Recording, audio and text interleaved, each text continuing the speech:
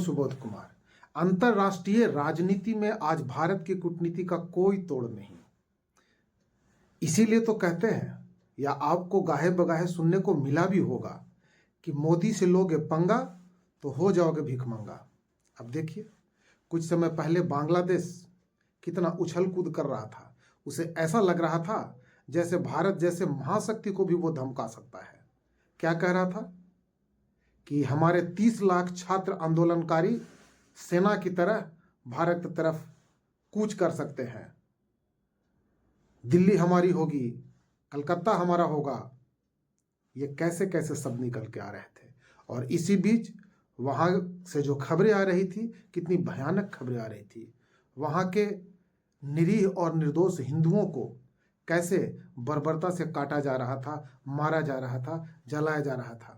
ISKCON के जो मंदिर है उसको कैसे लूटा जा रहा था, जलाया जा रहा था। चिन्मयानंद जी को जेल भेजा जा रहा था।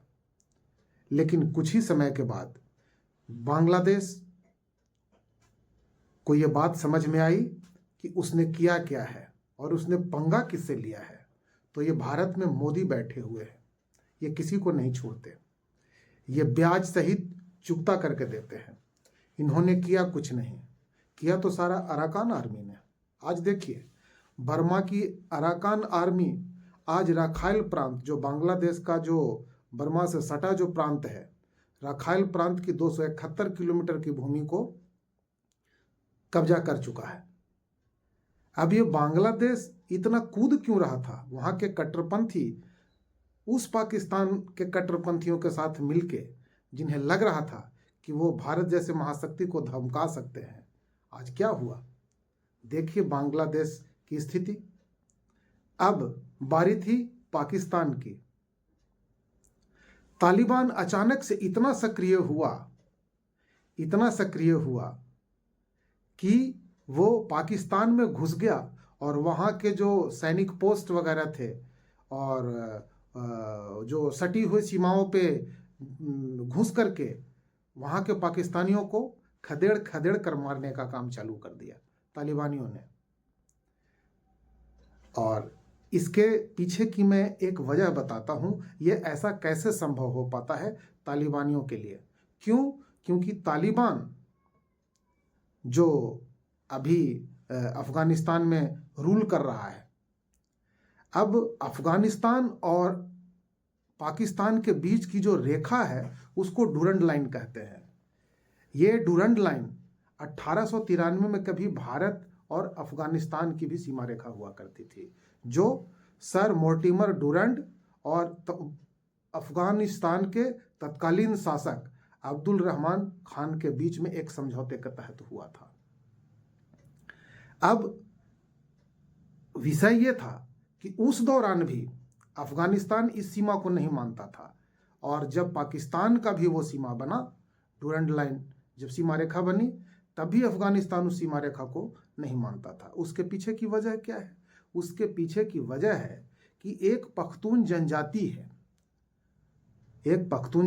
है डूरंड लाइन के क्षेत्र में, जिसका 2 भागों में बंटवारा हो गया था। जो डूरंड लाइन बांटी गई है वो आधा पाकिस्तान के अंदर और आधा अफगानिस्तान के अंदर।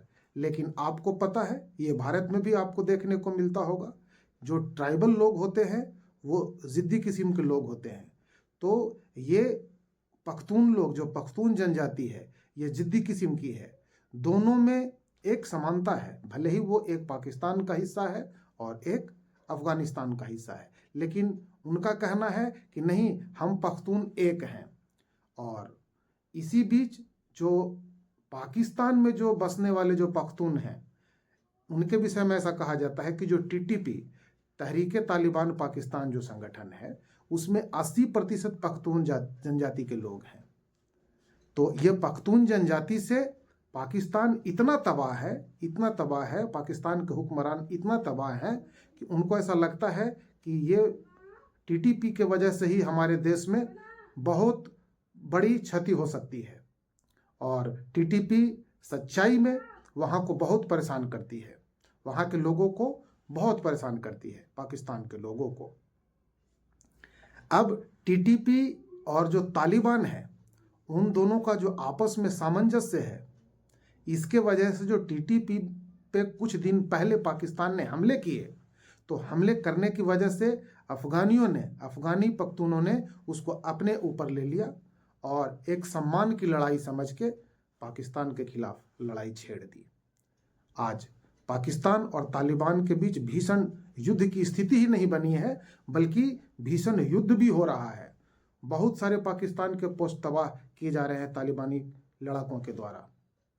तो मैं ये क्यों कह रहा हूँ कि आज की तारीख में अंतर्राष्ट्रीय राजनीति में भारतीय कूटनीति का कोई तोड़ नहीं, और यहाँ मोदी जी बैठे हैं जिनके विषय में ये कहा जाता है कि मोदी से लोगे पंगा तो हो जाओगे भीख मंगा।